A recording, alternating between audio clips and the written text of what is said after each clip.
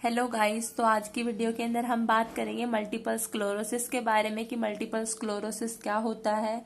ठीक है, ये टॉपिक है हमारा बीएससी नर्सिंग पार्ट थर्ड का टॉपिक है। एमएसएन के अंदर नर्वस सिस्टम के अंदर आता है ये हमारा टॉपिक। तो बात करेंगे कि ये होता क्या है, कैसे होता है, क्या इसके सिम्टम्स आते हैं, क्या इसकी पैथोफिजियोलॉजी है, देन इसका मैनेजमेंट हम किस तरीके से कर सकते हैं। ठीक है, तो इसके अंदर बात करते हैं हम मल्टीपल स्क्लेरोसिस के बारे में। तो ये क्या होती है, कैसी कंडीशन होती है। सबसे पहले क्या होता है, एक ऑटो इम्यून डिसऑर्डर होता है। ऑटो इम्यून डिसऑर्डर क्या होता है कि इसके अंदर क्या होता है, हमारा जो इम्यून सिस्टम है वो क्या हो जाता है, हाइपर एक्टिव हो जाता है। जो खुद की बॉडी की जो हेल्दी सेल्स होती हैं उनके ऊपर क्या करने लग जाता है, अटैक करने लग जाता है, या फिर उनको क्या करता है, एनगल्फ करता है। ठीक है, अपने आप ही अपनी सेल्स को खाने लग जाता है। हमारा जो इम्यून सिस्टम होता है उनको उन पे अटैक करता है, उसको बोलते हैं हम ऑटो इम्यून डिसऑर्डर। तो मल्टीपल स्क्लेरोसिस हमारा क्या है, एक ऑटो इम्यून डिसऑर्डर है। ठीक है, अब बात करते हैं हम इसके डेफिनेशन की, इसके अंदर होता क्या है। मल्टीपल स्क्लेरोसिस क्या है, एक प्रोग्रेसिव डीजनरेशन है माइलिन शीथ का। हमारे जैसे न्यूरॉन्स है, हम इधर डायग्राम में देखेंगे, ये क्या है, हमारे न्यूरॉन का डायग्राम है। न्यूरॉन के अंदर क्या होता है कि ये हमारे डेंड्राइट्स है, ये हमारे एक्सोन्स है। ठीक है, ये बीच में न्यूक्लियस है। ठीक है, फिर बात करते हैं हम इसके अंदर, ये जो सेल है ये 4 नोड ऑफ रेनेवर है। ठीक है, इसके अंदर ये सेल है, ये सेक्वान सेल है। मेन है, हम बात करेंगे किसके बारे में, यहाँ पे माइलिन शीथ के बारे में। आपको दिख रही होगी माइलिन शीथ, ये जो बाहर हमारे न्यूरॉन्स की कवरिंग होती है, जो इसको प्रोटेक्शन प्रोवाइड करवाती है, उसको हम बोलते हैं माइलिन शीथ।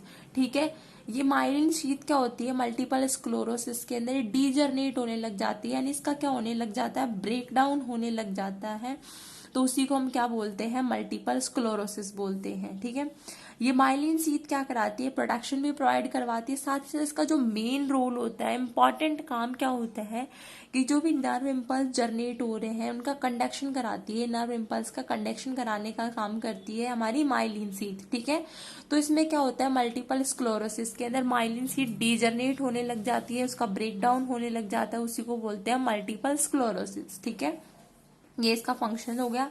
अब आता है इंसिडेंस। इंसिडेंस मतलब ये कब होता है, ये मोस्टली फीमेल्स के अंदर ज्यादा देखने को मिलती है एज कंपैरिजन टू मेल, जो हमारी प्रॉब्लम होती है। ठीक है, इसका ऑनसेट कब देखने को मिलता है, हमारा इसका ऑनसेट है मोस्टली जो 20 to 40 ईयर्स की जो एज होती है। ठीक है, उसके अंदर ये कंडीशन हमें ज्यादा देखने को मिलती है मल्टीपल स्क्लेरोसिस की। ठीक है, फिर बात करते हैं हम एक और इसके इंसिडेंट्स की, कि अपने इंडिया के अंदर क्या है, बहुत रेयर मिलता है, रेयर इन इंडिया।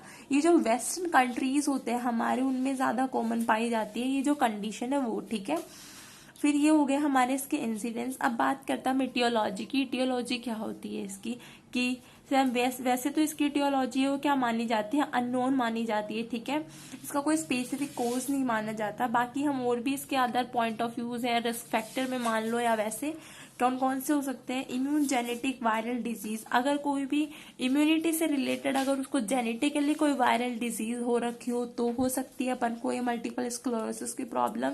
और आगे हम बात करते हैं genetic susceptibility of HLA। HLA क्या होता है, एक एंटीजन होता है, ह्यूमन ल्यूकोसाइटिक एंटीजन। कौन सा एंटीजन होता है, ह्यूमन ल्यूकोसाइट एंटीजन। ठीक है, ल्यूकोसाइट एंटीजन होता है हमारा HLA। जब कोई पर्सन जेनेटिकली उसके लिए बहुत ज्यादा ससेप्टिबल होता है इस एंटीजन को लेके, तो उस पर्सन में भी ये कंडीशन है वो डेवलप हो सकती है। ठीक है, और बात करते हैं कि जो मोनोजाइगोटिक ट्विंस होते हैं उनके अंदर ज्यादा देखने को मिलती है एज कंपैरिजन टू जो डाइजाइगोटिक ट्विंस हैं उनके कंपैरिजन में। ठीक है, मोनोजाइगोटिक में ये ज्यादा देखने को मिलती है ये जो कंडीशन है वो। ठीक है, इसकी हमने बात कर ली इटियोलॉजी की, कि इसका स्पेसिफिक कोज तो कोई है नहीं, अननोन है, इडियोपैथिक है। बाकी अगर कोई पर्सन है जिसको HLA के लिए जेनेटिक सस्पेक्टिबिलिटी है, या फिर जेनेटिक कोई वायरल डिजीज हुई हो, ठीक है, तो उनमें देखने को मिल सकती हो। जो मोनोजाइगोटिक ट्विंस होते हैं उनमें ज्यादा देखने को मिलती है। ठीक है, अब बात करते हैं रिस्क फैक्टर्स की। रिस्क फैक्टर में हम क्या क्या ले सकते हैं, लाइक किसी पर्सन को कोई फिजिकल इंजरी हुई हो। ठीक है, कोई भी उसका एक्सीडेंट हो गया हो, या फिर वो गिर गया हो। ठीक है, उस दौरान क्या हो गई, उसको कोई इंजरी हो गई हो, उस वजह से हो सकती है ये। दूसरा, प्रेगनेंसी के दौरान अगर कोई मदर है उसको कोई भी वायरल डिजीज हुई हो तो ये बच्चे में हो सकती है, ठीक है। तीसरा, अगर कोई इमोशनली स्ट्रेस में है, मे बी वो बच्चा भी हो सकता है। साथ ही साथ अगर प्रेगनेंसी के दौरान भी अदर वुमेन को अगर स्ट्रेस है बहुत ज्यादा तो भी ये कंडीशन लीड हो सकती है, ठीक है। तो इसकी हमने बात कर ली, इंसिडेंस की, एटियोलॉजी की और रिस्क फैक्टर्स की बात कर ली। अब हम बात करते हैं पैथोफिजियोलॉजी के बारे में। पैथोफिजियोलॉजी इसकी क्या होती है? तो क्या होती है इसकी पैथोफिजियोलॉजी की? सबसे पहले ड्यू टू इटियोलॉजिकल कॉज की वजह से, ठीक है, जो भी हमारे एटियोलॉजिकल कोज है, लाइक जेनेटिक सस्पेक्टिबिलिटी है या फिर कोई इंजरी वगैरह हो गई है, इसमें हम रिस्क फैक्टर भी इंक्लूड कर लेते हैं, ठीक है। तो उसकी वजह से क्या होगा कि जो हमारे टी और बी सेल्स होते हैं, लिम्फोसाइट जो सेल्स होते हैं, ये क्या कराते हैं हमें? हमारे इम्यूनिटी प्रोवाइड करवाने का काम करते हैं। तो ये दोनों सेल्स क्या हो जाएंगे? बहुत ही ज्यादा सेंसिटिव हो जाएंगे और एक्टिवेट हो जाएंगे। अब ये जैसे ही एक्टिवेट होंगे ये क्या करेंगे? क्रॉस कर देंगे बी को। ये क्या होता है? ब्लड ब्रेन बैरियर होता है, ठीक है। तो ये इस बैरियर को क्या कर देंगे? क्रॉस कर देंगे। अब जैसे ये इस बैरियर को क्रॉस करेंगे उसके बाद क्या होगा? ये कहाँ जाएंगी? हमारे सीएनएस में जाएगी। सीएनएस में जाके क्या करेगी? इनफिल्ट्रेशन करेगी, यानी वहीं पे वो रुक जाएगी। रुकने के बाद ऑफ अदर एजेंट, ठीक है, जो क्या करेंगे? हमारे इम्यून सिस्टम को धीरे धीरे क्या करने लग जाएगी? डैमेज करने लग जाएगी, ठीक है। अब जैसे ही डैमेज हो जाएगा तो इम्यून सिस्टम क्या करेगा? अटैक करेगा। वहां पे इन्फ्लामेशन भी हो सकता है अटैक करने के बाद, ठीक है, वहां पे। और धीरे धीरे क्या होने लग जाएगी? मेन हमारी जो क्या है इसमें कि माइलिन शीट है वो डिस्ट्रॉय होने लग जाएगी, ठीक है। तो इसके अंदर क्या होगा? डीजनरेशन होगा माइलिन शीट का, और लास्ट में क्या हो जाएगा? जो इम्पल्स आ रहे थे हमारे पास मेन, क्योंकि माइलिन शीट क्या कर रही थी? इम्पल्स के कंडक्शन का काम कर रही थी। अब वो जो इम्पल्स का कंडक्शन है वो क्या हो जाएगा? इंटरप्टेड हो जाएगा, रुक जाएगा, या उसके अंदर कोई भी डिस्टरबेंस आ जाएगा, ठीक है। तो इसकी पैथोफिजियोलॉजी है कि जैसे ये टी और बी सेल ने क्रॉस किया बी को, ये अपने सीएनएस में गए, वहां जाके इन्होंने अपना इन्फिल्ट्रेशन किया, वहीं लोकेटेड हो गए। धीरे धीरे इन्होंने इम्यून सिस्टम को डैमेज किया, फिर उसके बाद इन्होंने क्या किया? माइलिन शीट का डीजनरेशन स्टार्ट हो गया और हमारे जो इम्पल्स थे वो इंटरप्टेड हो गए। ये वो बात कर ली हमने इसकी पैथोफिजियोलॉजी की, ठीक है। अब हम बात करते हैं इसके क्लिनिकल मैनिफेस्टेशंस की कि किसके सिम्टम्स क्या क्या आएंगे हमारे पास। क्लिनिकल मैनिफेस्टेशन में हमारे पास हेमीप्लेजिया रहेगा, यानी वन साइडेड पैरालिसिस रहेगा पेशेंट को, क्योंकि इम्पल्स प्रॉपरली नहीं आ पा रहे हैं। साथ ही साथ में भी कोई नर्व डैमेज हो सकती है, ठीक है। नमनेस रहेगी। नमनेस क्यों रहेगी? क्योंकि क्या हो रहा है हमारे पास? लॉस ऑफ सेंसेशन हो रहा है वहां पे, ठीक है। सेंसेशन प्रॉपरली आ नहीं रहे हमारे पास, ठीक है।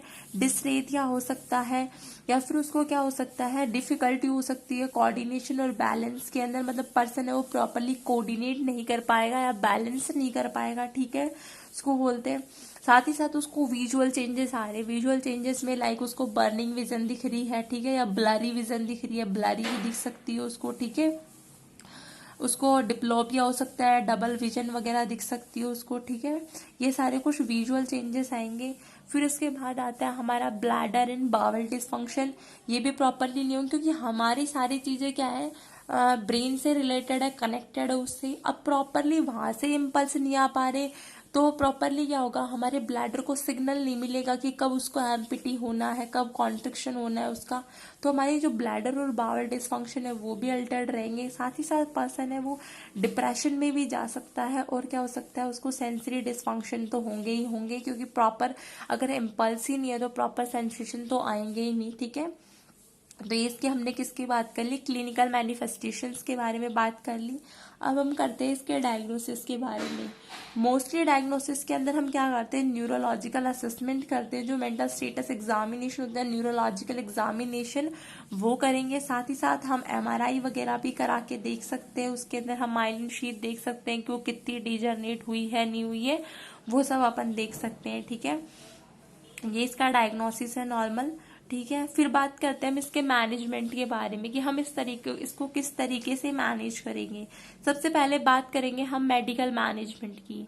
मेडिकल मैनेजमेंट में हम सबसे पहले देंगे कॉर्टिकोस्टेरॉइड्स थेरेपी।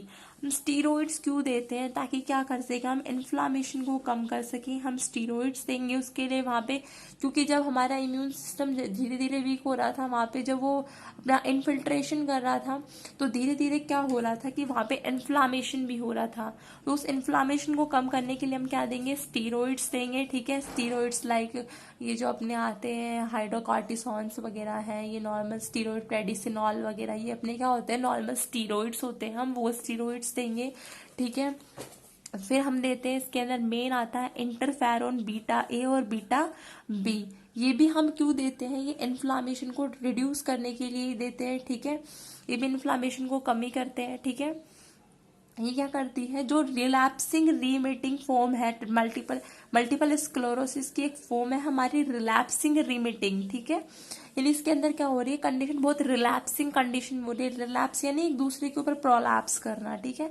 उस कंडीशन को ठीक करने का काम भी करते हैं। और हमारे मल्टीपल स्क्लेरोसिस के अंदर ड्रग ऑफ चॉइस होती है, ड्रग ऑफ ट्रीटमेंट होता है हमारा कौन सा, इंटरफेरोन बीटा ए।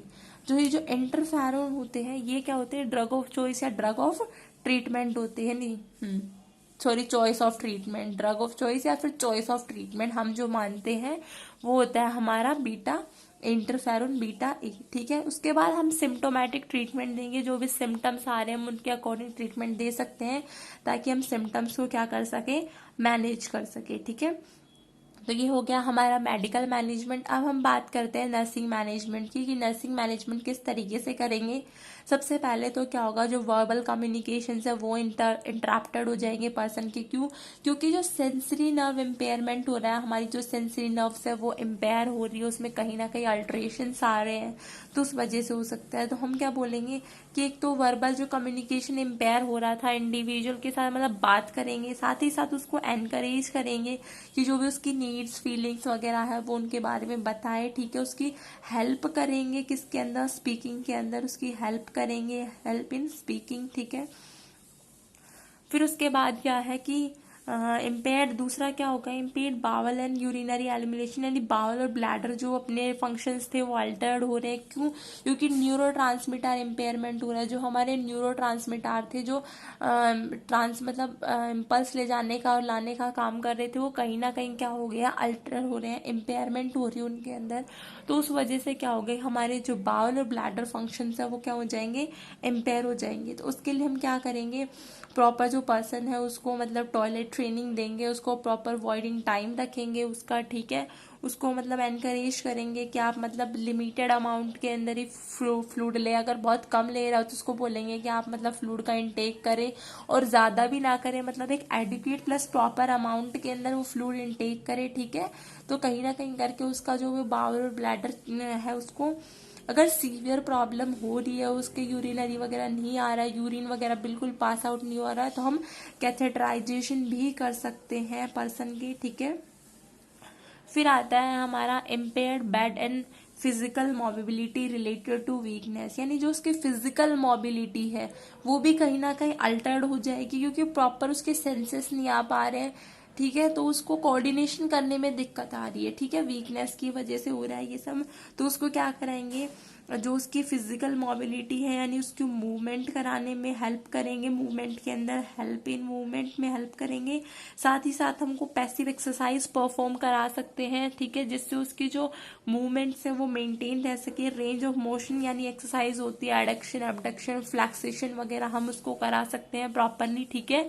यानी उसका प्रॉपरली जो मूवमेंट है, उस मूवमेंट के अंदर क्या करेंगे, हम हेल्प करेंगे उसको, ताकि वो क्या कर सके, प्रॉपर अपनी मूवमेंट को क्या कर सके, मेंटेन कर सके। तो ये क्या है, उसका नर्सिंग मैनेजमेंट है। तो हमने इसमें पूरी बात कर ली। मल्टीपल स्क्लेरोसिस एक ऑटोइम्यून डिसऑर्डर होता है, इसमें हमारी माइलिन शीथ का डीजनरेशन होने लग जाता है। इसकी ईटियोलॉजी के बारे में, इसके इंसिडेंट्स के बारे में, फिर क्या क्या मैनिफेस्टेशंस है, डायग्नोसिस है और मैनेजमेंट, इन सब के बारे में हमने बात कर ली है कि मेडिकल मैनेजमेंट में हम क्या क्या देंगे। इंटरफेरोन जो बीटा ए होता है वो इसमें ड्रग ऑफ चॉइस या चॉइस ऑफ ट्रीटमेंट हम मानते हैं इसके अंदर, ठीक है। तो ये सारा हमारा ओवरऑल था किसके बारे में, मल्टीपल स्क्लेरोसिस के बारे में। Thank you.